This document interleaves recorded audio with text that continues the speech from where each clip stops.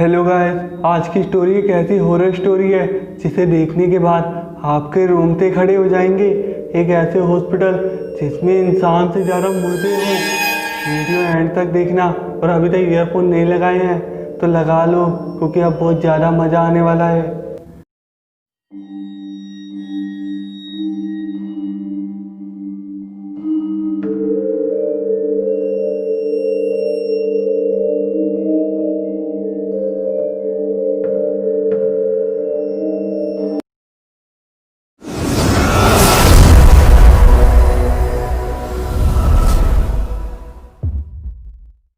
नेहा अपनी फ्रेंड समीर से मिलने उसके घर जा रही थी।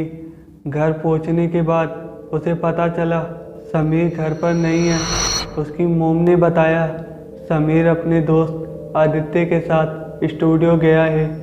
नेहा जब वहां स्टूडियो पहुंची तो वहां उसे समीर दिखा, जो अपने दोस्तों के साथ बास्केटबॉल खेल रहा था। थोड़ी देर में वहां रोहन भी आ गया और नेहा को देख के कहा, हे नेहा, तुम यहाँ क्या कर रही हो? जभी नेहा कहती है, समीर से मिलने आई हूँ। जभी रोहन कहता है, पर वो तो खेल में लगा हुआ है। और समीर को आवाज़ देता है, समीर। समीर मुड़ के देखता है, नेहा और रोहन दोनों खड़े हुए मुझे ही देख रहे। मुझे ऐसा लग रहा मेरा मैच पूरा होने ही नहीं देंगे। मैं अपना मैच ख़त्म करूँ पहले। जभी जैसे ही समीर आगे देखता है, बॉल उसी की तरफ आती है और समीर गलत जगह हिट कर देता है और फाउल होने से हार जाता है। आदित्य और उसकी टीम इस बार फिर से जीत गई। समीर नेहा के पास जाकर कहता है, तेरी वजह से हार गया, और अपनी बैग से बोतल निकालकर पानी पीने लगा।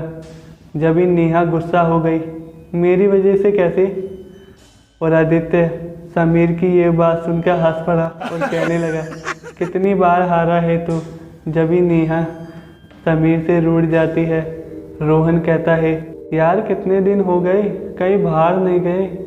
आदित्य कहता है, चलो फिर घूमने का प्लान बनाओ। समीर कहता है, कहाँ जाओगे? जब ही नेहा से पूछते हैं, लेकिन वो तो मुंह फुलाकर बैठी हुई थी। जब ही रोहन कहता है, जल्दी डिसाइड करो यार। जब ही आदित्य कहता है, इस बार जर्नी के लिए एक हॉन्टेड बंगले में चलते हैं। रोहन कहता है, नहीं यार, ऐसी जगह जाना भी नहीं चाहिए। जब ही समीर और आदित्य रोहन की बातों से हंसते हैं, कहते हैं, तेरी तो भूतों के नाम से हवा टाइट हो गई। समीर ये कहकर नेहा को मनाता है, अच्छा अब गुस्सा मत करो, बताओ तुम्हें कहाँ जाना है? जब ही नेहा कहती है, मुझे हॉन्टेड जगह बहुत अच्छी लगती है, पर भूतों से डर भी लगता है। जब ही आदित्य फिर से हंस पड़ता है और कहता है, तेरे लिए कपड़ों में भूत आएगा तुझे डराने के लिए। अब सब नेहा के घर चले गए, साथ में रहकर ये डिसाइड करने के लिए कि अपनी इस जर्नी को एंजॉय करने के लिए सबसे डरावनी हॉन्टेड जगह कौन सी है। नेहा सबके लिए कॉफ़ी बना रही थी। आदित्य, समीर और रोहन तीनों बैठे हुए थे। जब ही समीर अपने लैपटॉप में हॉन्टेड जगह ढूंढ रहा था, जब ही उसे एक हॉन्टेड हॉस्पिटल के नाम की इमेज दिखी। समीर ने थोड़ा और सर्च करा।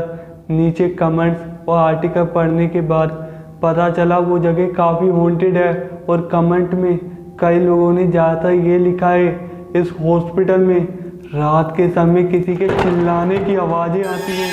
समीर ये देख के उसने तुरंत रोहन और आदित्य को दिखाया। नेहा कॉफ़ी लेकर आई तो देखने लगी, ये हॉस्पिटल में जाएंगे क्या हम? समीर ने तो प्लान बना लिया था, अब इसी हॉस्पिटल में जाएंगे। ये हॉस्पिटल काफ़ी समय से बंद पड़ा हुआ था। रात के समय इस हॉस्पिटल के आसपास कोई जाता भी नहीं, क्योंकि वहाँ के लोगों ने रात के समय इस हॉस्पिटल से किसी के चिल्लाने की आवाज़ें सुनी हैं। अगले दिन समीर अपने फ्रेंड्स के साथ उस हॉन्टेड हॉस्पिटल के लिए निकल गया। समीर के पास एक कार है जिसमें वो और उसके फ्रेंड्स वहाँ के लिए निकल गए। लेकिन अब तक सब कुछ ठीक था, लेकिन आगे क्या होने वाला है ये किसी को नहीं पता था। गूगल मैप के जरिए समीर और उसके फ्रेंड्स वहाँ आसानी से पहुँच गए। रास्ते में किसी को कोई दिक्कत नहीं हुई। लेकिन वहाँ पहुँचते हुए शाम हो गई। रास्ता बहुत लंबा था। सब लोग खुश थे कि वो पहली बार एक सुनसान जगह रहने जा रहे थे। वहाँ पहुँचने के बाद बाहर गेट पर ताला लगा था। आदित्य ने कहा, यार गेट पर तो ताला लगा है। तो समीर ने कहा, तोड़ देंगे यार, वैसे भी यहाँ कौन सा कोई रहता है। आदित्य ने पत्ता उठाकर जैसे ही ताले पर मारने वाला था, अचानक वहाँ बाबा आ गया और कहने लगा, बेटा अंदर मत जाओ। रोहन ने कहा, क्यों अंदर, ऐसा क्या है? हम यहाँ कुछ दिनों के लिए रहने आए हैं। बाबा ने कहा, बेटा यहाँ जो अंदर जाता है वो कभी लौट के नहीं आता।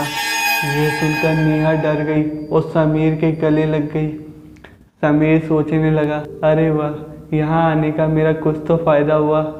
रोहन ने कहा, अरे बाबा भूत वूत कुछ नहीं होता और हम डरने वाले नहीं हैं, डराने वाले हैं।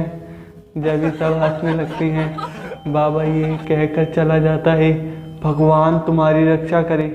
आदित्य ये बात सुनकर इग्नोर करता है और पत्थर ताले पर मारकर ताला तोड़ देता है। ताला तोड़ने के बाद अब गेट खोलकर सब अंदर चले गए। जैसे ही अंदर का गेट खोला, सब कुछ वीरान सा था। जैसे जैसे हम सब आगे बढ़ रहे थे, आगे पूरा अंधेरा था।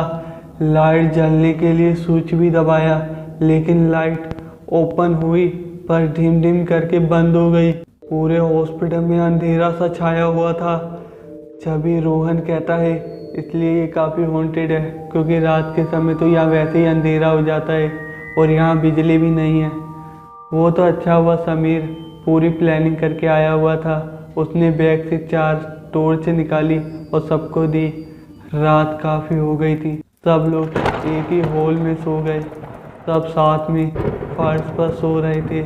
लेकिन एक हॉन्टेड जगह पर एक रात क्या, एक पल भी बिताना इतना आसान नहीं होता। सब लोग साथ में सो रहे थे। जब ही नेहा की नींद खुली, उसे वॉशरूम जाना था, लेकिन ये नहीं पता था कि यहाँ है कहाँ।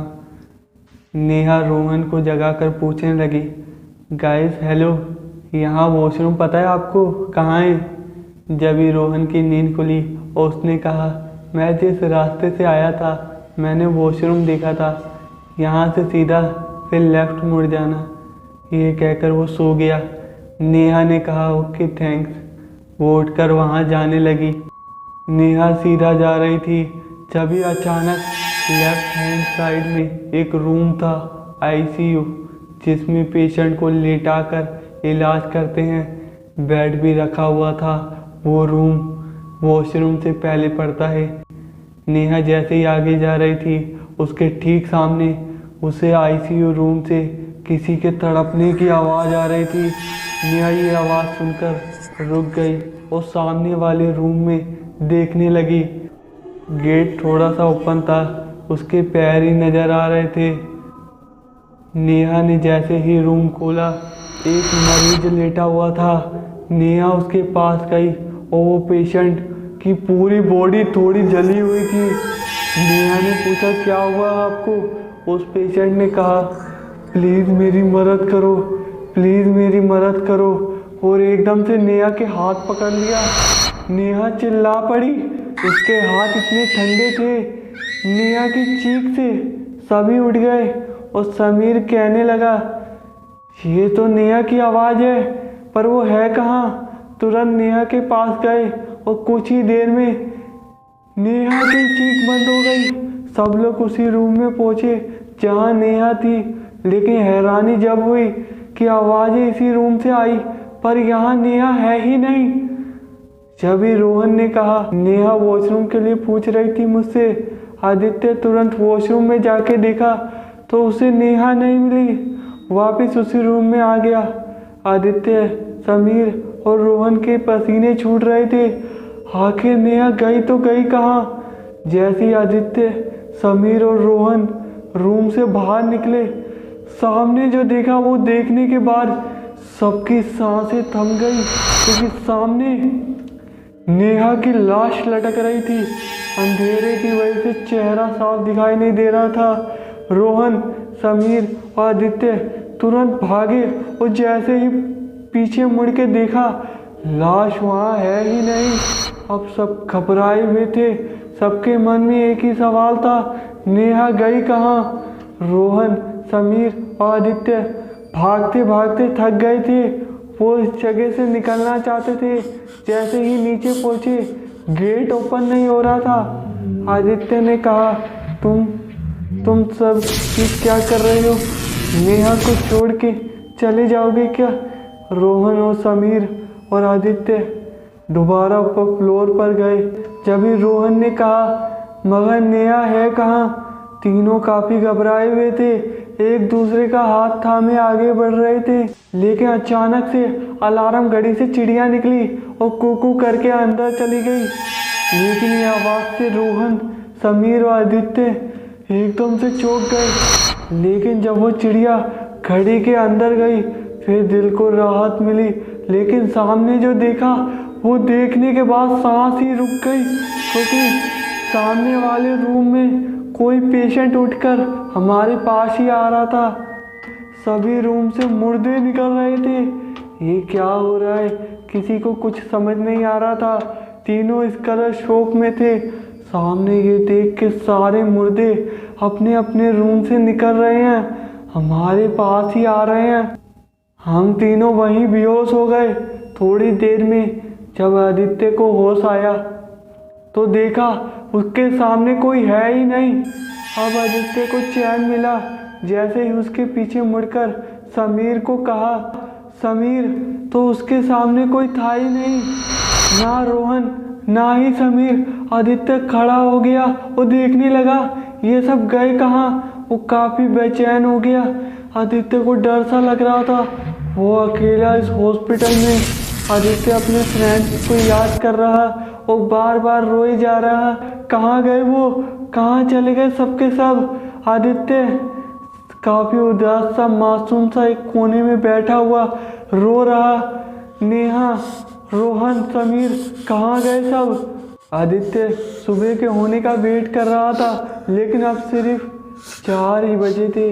आदित्य रो रो के बस बार बार ये कह रहा था, प्लीज़ कहाँ हो तुम, प्लीज़ वापस आ जाओ, प्लीज़ वापस आ जाओ मेरे दोस्तों, प्लीज़। समीर, रोहन, नेहा कहाँ हो तुम सब, प्लीज़ वापस आ जाओ। उस बाबा ने सही कहा था, मुझे यहाँ आना ही नहीं चाहिए था। ये मेरी गलती है, मुझे यहाँ हॉन्टेड जगह पर आना ही नहीं चाहिए था। ये सब मेरी गलती है। ना ही मैं यहाँ आता और ना ही मेरे फ्रेंड्स यहाँ खोते। आदित्य बहुत रो रहा था। थोड़ी देर में सुबह हो गई। आदित्य तुरंत बाहर निकला, गेट ओपन किया। लेकिन ये अच्छी बात थी कि मैं घर से बाहर निकल गया। मैं हॉस्पिटल के बाहर आ गया था। मेरे सामने 2 बंदे गाड़ी ठीक कर रहे थे। शायद उनकी गाड़ी खराब हो गई थी। मैंने उन्हें आवाज़ लगाई, लेकिन उन दोनों ने मेरी आवाज़ नहीं सुनी।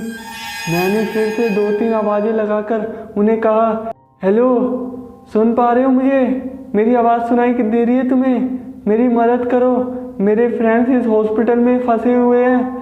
लेकिन उन्होंने मेरी एक बात नहीं सुनी।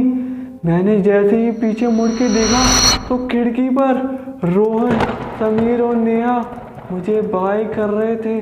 और जैसे ही मैंने साइड में देखा, एक चटका हुआ मिरर पड़ा था जिसमें मैं दिखाई नहीं दे रहा था, यानी मैं मर चुका हूँ।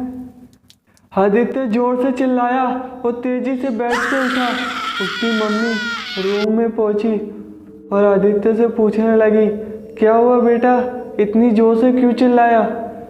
आदित्य ने देखा वो बेड पर है, अपने रूम में सो रहा था। तो ये सब सपना था। जब भी उसकी मम्मी ने कहा, कोई बुरा सपना देखा क्या? आदित्य मम्मी को बताने ही वाला था, ठीक तभी फोन की रिंग बजी। आदित्य ने फोन उठाया और कहा, हेलो। वहाँ से आवाज़ आई, हेलो, मैं समीर हूँ, कहाँ है यार तू? जाना नहीं है क्या वो हॉन्टेड हॉस्पिटल? कल तूने ही तो प्लान बनाया था स्टूडियो में। आदित्य ने कहा, नहीं, हम कहीं नहीं जा रहे। और तुम सब ठीक तो हो ना? समीर कहता है, हाँ मैं तो ठीक हूँ, पर तू इतना घबराया हुआ क्यों है? तेरे होश क्यों उड़े हुए हैं? आदित्य फिर नेहा के बारे में पूछता है। नेहा कैसी है, वो ठीक तो है ना? और रोहन, जब भी समीर कहता है वो सब ठीक है यार, वो सब मेरे साथ है, ले बात कर नेहा से। नेहा कहती है, हेलो आदित्य, कहाँ हो तुम, जाना नहीं है क्या तुम्हें? जब भी रोहन नेहा से फ़ोन ले लेता है और कहता है, क्या आदित्य, कल तू ही बहुत एक्साइटेड था जाने के लिए और अब तू ही लेट है, आना नहीं है क्या? जब भी आदित्य कहता है, मैं ठीक नहीं हूँ, मैं नहीं जा रहा, और तुम लोग भी मत जाओ। जब भी रोहन कहता है, क्या कल तू ही तो कह रहा था, पर हुआ क्या? आदित्य कहता है, वहाँ मत जाओ प्लीज़। समीर रोहन से फ़ोन लेकर कहता है, पर हुआ क्या यार? आदित्य की बार बार रिक्वेस्ट करने से वो मान जाते हैं। आदित्य को थोड़ी देर में तेज बुखार हो गया, उसकी तबीयत बिगड़ गई, लेकिन वो अपने बेड से उठा और लैपटॉप उठाकर उसी हॉस्पिटल के बारे में जानकारी ले रहा था, तो पता चला वो हॉस्पिटल 30 साल पहले बंद कर दिया गया था, क्योंकि वहाँ के डॉक्टर मरे हुए लोगों का इलाज करता था, यानी मुर्दों का। ये बात वहाँ के गांव वालों को पता चल गई। उन्होंने डॉक्टर से बात करी, पर एक डॉक्टर लोगों के ऊपर एक्सपेरिमेंट करता था, वो साइंटिस्ट था। डॉक्टर के बेस में उसे किसी इंसान की बॉडी चाहिए थी। उस साइंटिस्ट का दावा था कि वो मरे हुए लोगों को फिर से जिंदा कर सकता है। ये हकीकत थी। जैसे ही लोगों को पता चला, लोगों ने वहां जाना बंद कर दिया तो उसकी कंप्लेंट करवाई, लेकिन उस साइंटिस्ट ने अपना ही काम नहीं छोड़ा। हॉस्पिटल बंद कर दिया गया, लेकिन वो उसी हॉस्पिटल में चुपके से अपने आदमियों से कहकर गांव में किसी एक को उठा लाता और उस पर एक्सपेरिमेंट करता। एक बार फिर से गांव में ये अफवाह फैल गई कि उसी डॉक्टर के बारे में कि वो मरे हुए लोगों का फिर से ऑपरेशन कर रहा है। एक बार किसी ने उस डॉक्टर को मारने के लिए पूरा हॉस्पिटल जला दिया और रिपोर्ट में डॉक्टर के मरने की वजह ये आई कि उसकी मौत इलेक्ट्रिसिटी शॉर्ट सर्किट की वजह से हुई है। हॉस्पिटल में आग लग गई। जब हॉस्पिटल जल रहा था, तुरंत फायर ब्रिगेड ने आकर हॉस्पिटल में लगी आग को बुझा दिया, पर अंदर साइंटिस्ट मर गया। गांव वाले बहुत खुश थे कि उन्हें उस साइंटिस्ट से मुक्ति मिल गई, पर कुछ लोग जब इस हॉस्पिटल के अंदर गए तो उन्होंने कुछ अलग ही महसूस किया और वो कभी यहाँ से बाहर नहीं निकले। गांव वाले आज भी मानते हैं इस हॉस्पिटल में उस साइंटिस्ट डॉक्टर और उन मुर्दों की आत्माएं भटकती है। और एक लड़की जब वहाँ इलाज करने गई थी तो उसने वॉशरूम के बाहर फांसी लगाकर सुसाइड कर लिया। उसके मौत की वजह आज तक किसी को पता नहीं चली। और कुछ लोग जब उसके अंदर गए, लाश को देखा। अब ये सब आर्टिकल पढ़ने के बाद आदित्य को काफ़ी बेचैनी हो रही थी और एकदम से रूम में उसके फ्रेंड्स नेहा, समीर और रोहन आ गए। आदित्य एकदम से डर गया। समीर ने आदित्य से कहा, क्या हुआ, हमें देख के डर क्यों रहे, और आज स्टूडियो नहीं जाएगा? हाँ, तेरे बगैर मुझे मैच में हराएगा कौन? जब भी आदित्य अपने फ्रेंड्स को वो सब बातें बताता है जो उसने अपने ड्रीम में देखा था और वो सब आर्टिकल दिखाता है जिससे आदित्य ने अभी कुछ देर पहले ही पढ़ा था। इतना सब पता करने के बाद अब उन तीनों को बेचैनी होने लगी। अब आदित्य कहता है, इसलिए मैं तुम्हें वहाँ जाने से रोक रहा था। आदित्य सबसे गले लगता है। गले लगने के बाद फिर रोहन कहता है, अच्छा हुआ वहाँ नहीं गए।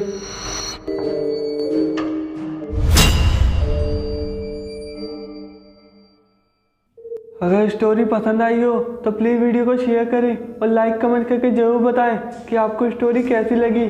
और अगर चैनल पर न्यू हो तो प्लीज़ चैनल को सब्सक्राइब करो और बेल आइकन दबा देना, जिससे आने वाली स्टोरीज आप कभी मिस ना करें। मिलते हैं नेक्स्ट वीडियो में एक नई स्टोरी के साथ।